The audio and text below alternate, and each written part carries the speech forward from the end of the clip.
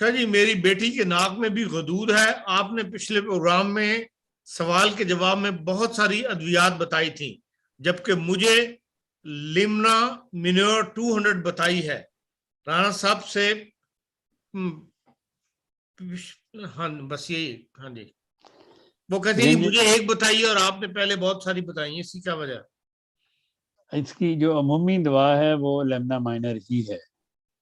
عموماً لیمنا مائنر کھانے سے 200 میں یہ جو غدود ہیں یہ ناک کے یہ ٹھیک ہونا شروع ہو جاتے ہیں. لیکن کئی لوگوں کو زیادہ شوق ہوتا ہے زیادہ دوائیاں کھانے کا، تو ان کو پھر میں ساتھ بتاتا ہوں ایگریفس 30 اور لیمنا مائنر 30 اور ٹیوکریم 30.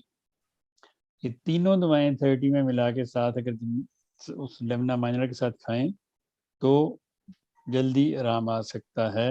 لیکن اس سے سب سے پہلی جو دوائی ہے وہ سب سے پہلے آپ نے تھوجا کھانی ہے. تھوجا ہر اس چیز کی دوا ہے جو جسم کے اندر ایکسیسو ہو.